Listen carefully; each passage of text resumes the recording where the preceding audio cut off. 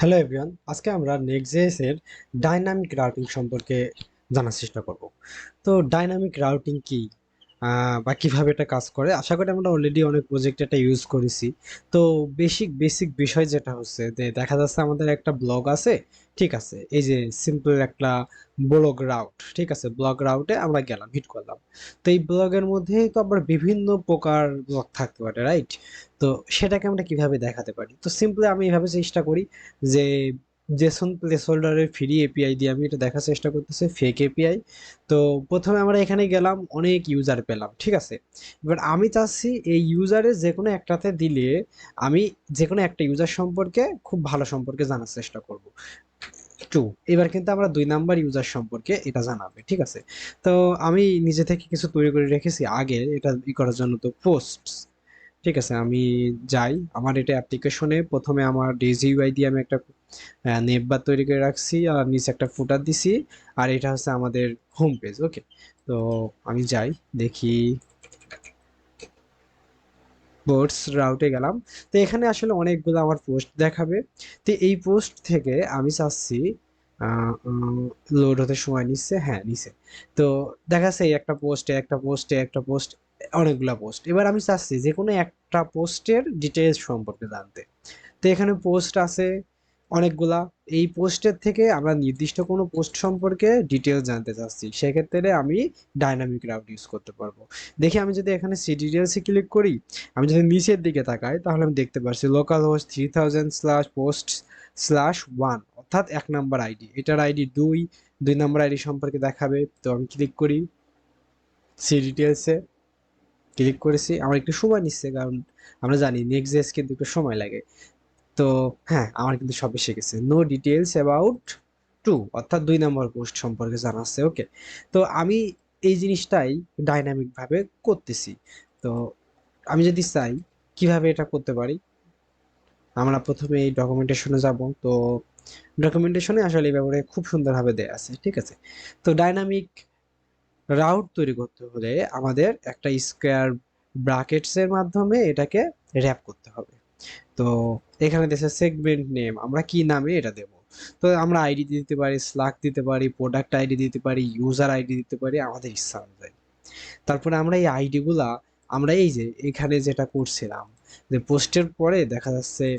পোস্টের পরে এরকম কিছু একটা আমরা লিখলাম। তো এই যে জিনিসটা, এই যে স্পেসিফিক আইডিটা, এটা আমরা কিভাবে পাবো, সেটা পেতে হলে আমাদের ইউজ রাউটার বা ডাইনামিক সেগমেন্টস আমরা অ্যাক্সেস করতে পারি কিসের মাধ্যমে, ইউজ রাউটারস এর মাধ্যমে। তো সিম্পলি এই যে কনস রাউটার, ইউজ রাউটারের মাধ্যমে আমরা এটা ইউজ করতে পারি।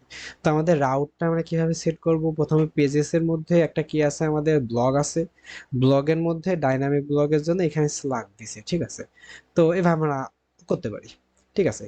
তো আমরা নিজেরা সিম্পলি করতে পারি। তো আমরা সেক্ষেত্রে করব ইউজার্স নিয়ে, ঠিক আছে। তো প্রথমে আমাদের একটা ইউজার্স এর রাউট কি তৈরি করতে হবে। ওকে, আমি যে প্লেসহোল্ডারে এসেছি, এটা আছে ব্যাকএন্ডের, এই কোডটা এপিআই দিয়ে আমরা এটা ইউজ করব, ঠিক আছে। তো আমরা কি করব, আমাদের অ্যাপ এর মধ্যে যেহেতু আমি ইউজার্স তৈরি করব, আমাদের ফাইল পেজ রাউটিং এর জন্য কি করতে হবে, ইউজার্স এর মধ্যে আবার পেজ ডট টিএসএক্স তৈরি করতে হবে, যেহেতু আমি টাইপ স্ক্রিপ্ট ইউজ করছি তাই। তাহলে একটা রিয়াক্ট কম্পোনেন্ট তৈরি করে আমি এখানে করলাম, এর নাম হবে ইউজার্স রাউট, দিলাম নাম। এবং এটা কি দেখাবে আমাকে, সিম্পলি দেখাবে শোয়িং অল ইউজার্স, ওকে, শোয়িং অল ইউজার্স। তো আমি দেখি আমার রাউটটা তৈরি হয়েছে কিনা ইউজার্সে, ওকে, দেখা যাক।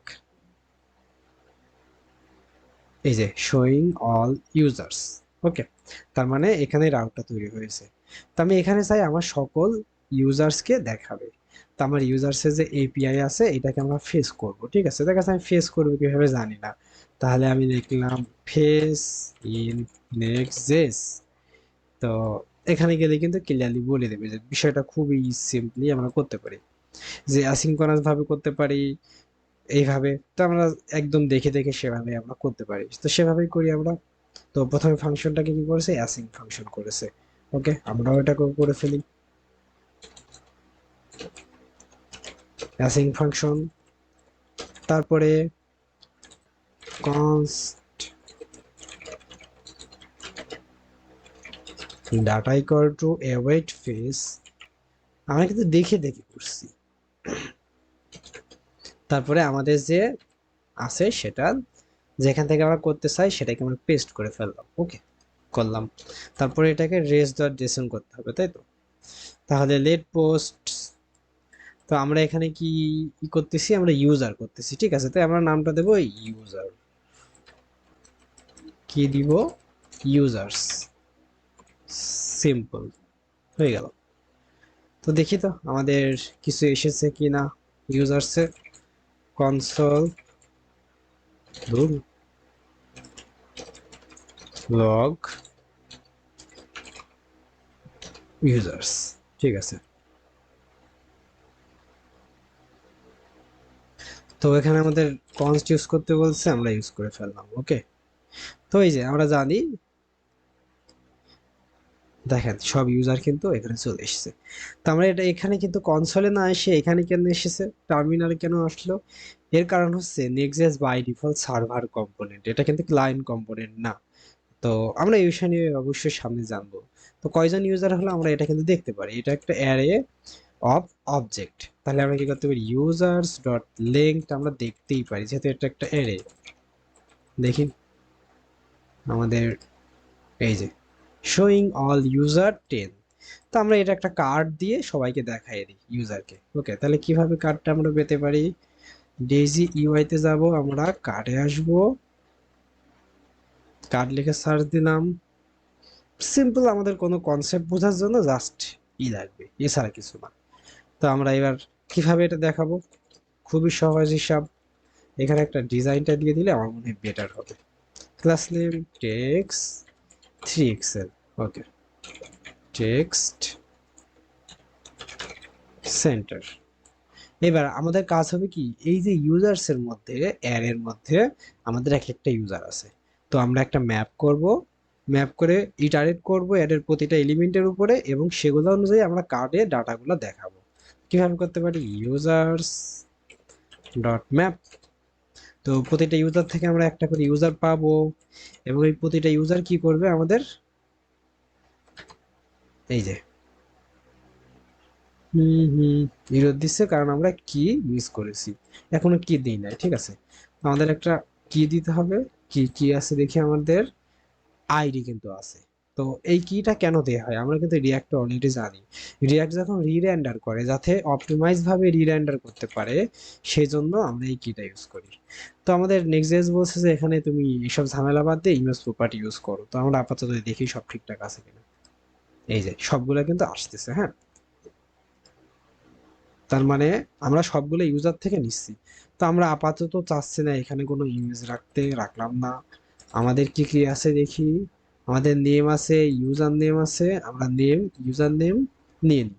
ডাইনামিক ভাবে আমরা কিন্তু এটা দিতে পারি, খুবই সিম্পল, ইউজার ডট নেম, ওকে। দেন আমরা কি করব, ইউজার ডট ইমেল নিব, আর কিছু আমরা আপাতত নিচ্ছি না, ইউজার ডট ইমেল, দেখি সব ঠিকঠাক আছে কিনা। হ্যাঁ, নাম এবং ইমেল চলে এসেছে, ঠিক আছে। তো আমাদের ডিজাইনটা একটু সুন্দর করার জন্য আমরা একটা গ্রিড অ্যাপ্লাই করি। তো ক্লাস নেম আমাদের আছে, এখানে আমাদের এই যে ইউজার্স এর মধ্যে এখানে একটা ডিভ দিয়ে দিলে আমরা ভালো করতাম, ঠিক আছে, দিলাম। এবার এই ডিভের মধ্যে আমরা কি দেব, গ্রিড, গ্রিড কলস 3, এবং গ্যাপ কয়টা দেবো, গ্যাপ 3 দিই, দেখি কেমন আসে। এই তো আসে গেছে। এবার আমরা চাই যে এই যে বাউন্ড বাই নাও ডিটেইল বাটনটা আমরা কাটি, আমরা চাচ্ছি এখানে গিয়ে শো ডিটেইলস, ওকে, শো ডিটেইলস। তা আমরা যখন শো ডিটেইলসে ক্লিক করব, আমরা আগে আপাতত এই লাইনটা কনসোল লকটা অফ করি যাতে আমাদের প্রেশারটা কম পড়ে। আমরা যখন শো ডিটেইলসে ক্লিক করব একটা ডাইনামিক লিঙ্ক জেনারেট হবে, ঠিক যেমনি আমাদের এপিআই তে আমি যখন ইউজার্স করছি সব ইউজার কিন্তু আসছে, তো আমরা রেন্ডারে এখানে সব ইউজার্সকেই এনেছি, কিন্তু আমরা চাচ্ছি যখন আমরা স্পেসিফিক একটা ইউজার সম্পর্কে জানতে চাই তখন আমরা কি এন্টার করব, 1 এ দিলাম আইডি নাম্বার 1 এ আসলো, 5 এ দিলাম 5 নাম্বার আইডি লোক আসলো, তাই না? তো ঠিক একই কাজটাই করতে চাই। তো 5 নাম্বার আইডি এখানে যে ডাইনামিক ভাবে আনতে হবে, তো এর জন্য আমরা কাজ করতে পারি কি কি করতে পারি, এখানে আমরা আবার নতুন করে এই যে 5 লিখে তারপরে এই করে ফাইল দিয়ে তৈরি করতে পারি। প্রথমে একটা 5 দিয়ে একটা ফোল্ডার তৈরি করব, তারপরে এর মধ্যে আবার page.js তৈরি করব, এভাবে করতে করতে যেহেতু আবার 10টা ইউজার 10 জনকে তৈরি করব। কিন্তু এটাকে কিন্তু কোনো ভালো ওয়ে হলো না, এভাবে কোড রিপিট হবে প্রচুর, ঝামেলা হবে প্রচুর। তো আমরা এই সব কিছুতে মধ্যে যাচ্ছি না, আমরা চাচ্ছি ডাইনামিক রাউটে যেতে, ঠিক আছে? তো কিভাবে আমরা ডাইনামিক রাউটে করতে পারি আমরা এবার দেখি। তো ডাইনামিক রাউটে করতে হলে আমাদের ডকুমেন্টেশনে সব কিছু দেওয়া আছে, তো আমাদের এরকম থার্ড ব্র্যাকেট দিয়ে আমাদের দিতে হবে, ঠিক আছে? তো আমরা ইউজার্সের মধ্যে গেলাম, ডাইনামিকের জন্য আমরা দিলাম ইউজার আইডি, ইউজার আইডি, ঠিক আছে? এবার এই যে ডাইনামিক রাউটের জন্য একটা পেজ থাকবে, খুবই স্বাভাবিক, আর এস সি দিলাম রিয়াক্ট কম্পোনেন্ট। এবার আমরা কি স্পেসিফিক একটা ইউজার সম্পর্কে জানতে চাই, তাই তো? তাহলে আমি দেখা যাচ্ছে দিলাম সিঙ্গেল ইউজার, আমরা এগুলো জাস্ট বোঝার সাথে দিচ্ছি, ঠিক আছে? তো আমরা এবার দিই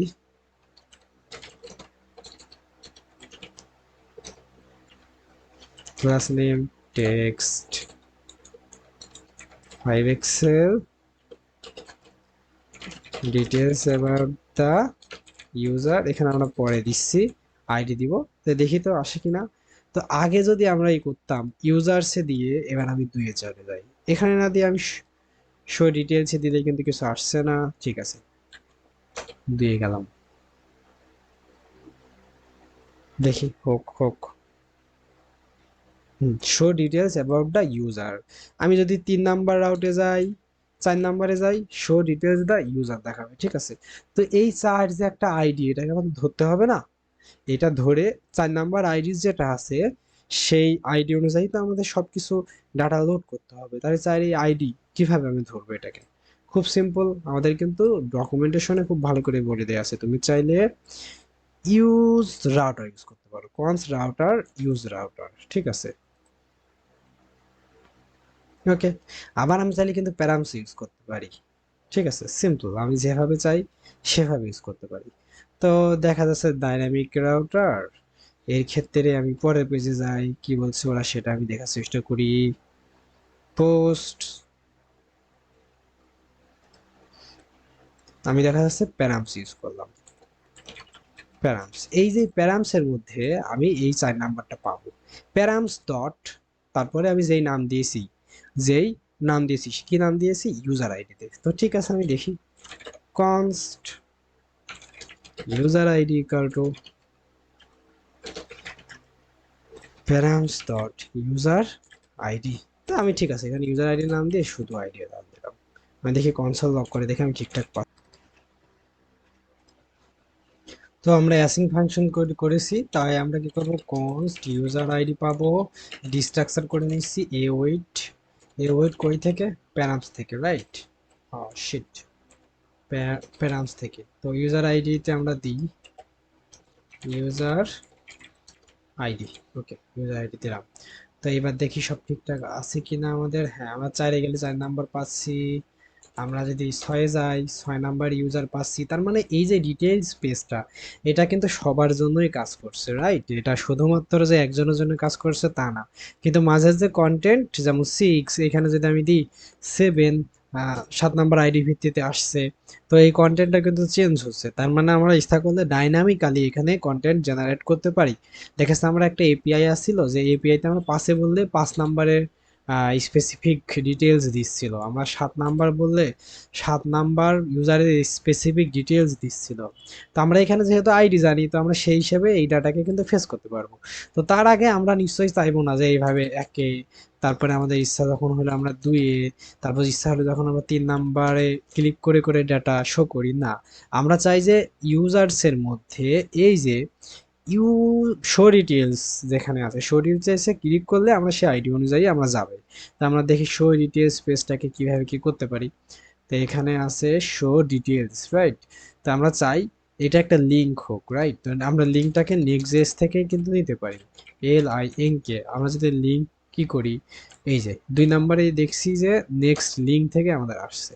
তো অবশ্যই এটা কি চাচ্ছে দেখি, একটা আমাদের HREF চাচ্ছে, ঠিক আছে? তা আমরা দিই, কিভাবে দিব? ডাইনামিক ভাবে অবশ্যই। তো আমাদের রাউট কিভাবে হচ্ছে, ইউজার্স স্ল্যাশ, তারপরে কি হবে, ইউজারের একটা আইডি হচ্ছিল এখানটায়, তাই না? ইউজারের একটা আইডি পাচ্ছিলাম, তো আমরা একটা আইডি দিই ইউজারের ভিতরে, যে ইউজার ডট আইডি, ঠিক আছে? দেখি ঠিকঠাক হয়েছে কিনা। তো আমরা একে যাই, ইউজার্সে যাই। হ্যাঁ, আমরা এই যে শরীর ড্রেসে ক্লিক করলে কিন্তু এই যে নিচে কিন্তু আমাদের লিঙ্কটা দেখতে পাচ্ছি, ঠিক আছে? 2 নম্বরে চলে আসলাম।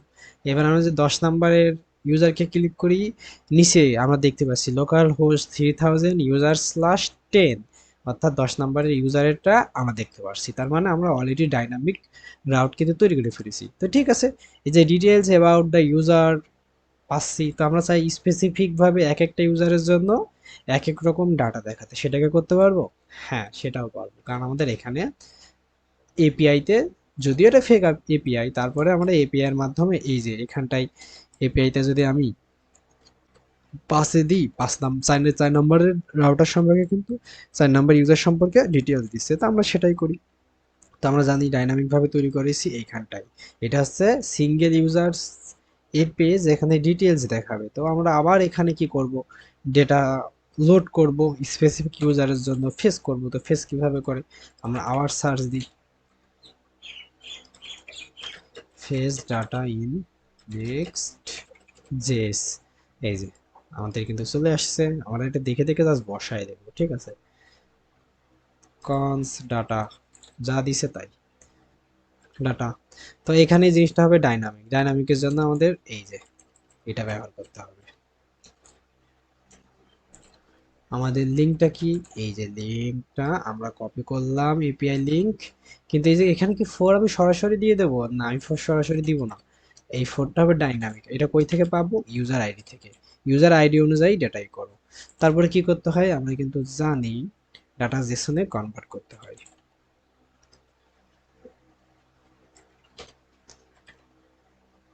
এওয়েট ডাটা তো পোস্টও না, আমাদের এখানে কি হচ্ছে, ইউজার, সিঙ্গেল ইউজার গেল। তাহলে এবার ইউজার সম্পর্কে আমরা কি ডিটেলস দেখাবো। ডিটেলস দেখানোর জন্য আমরা একটা আর্টিকেল চাই, দেখি আমাদের কোনো আর্টিকেল নামে কিছু আছে কিনা এখানে। না, আর্টিকেল নাই।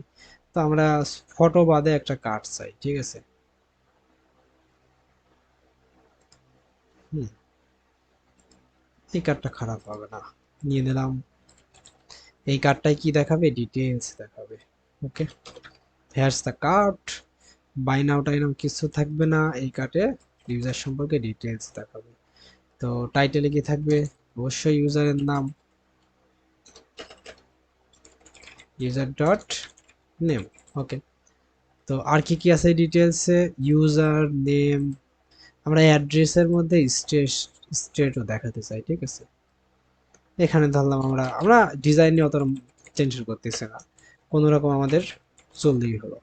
ইউজারের মধ্যে অ্যাড্রেসের মধ্যে স্ট্রেট, এডিডি অ্যাড্রেস, না আমাদের অ্যাড্রেসের মধ্যে সিটি দিই, সিটি। ওকে, তারপরে দেখা যাচ্ছে আমরা ফোন নাম্বারটাও দেখাতে চাই।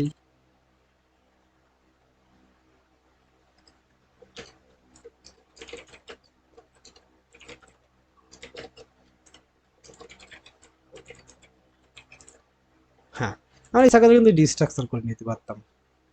যাই হোক, আমরা বিশেষ যেহেতু করছি, তো আমরা কোথায় যাচ্ছিলাম, এখানটায় এই যে আমাদের অ্যাপ্লিকেশন। এবার আমরা প্রথমে হোমে যাব, ইউজার্সে যাব, যেটা দেখাচ্ছে। এবার আমি যে কোনো একটা ডিটেলস পেজে যাই, ডিটেলস সম্পর্কে জানতে চাই, এই যে এই সম্পর্কে কিন্তু আমরা ডিটেলস জানতে পারতেছি। আর এই জিনিসটা আমরা অ্যাপ্লাই করছি কিসের মাধ্যমে, ডাইনামিক রাউটের মাধ্যমে।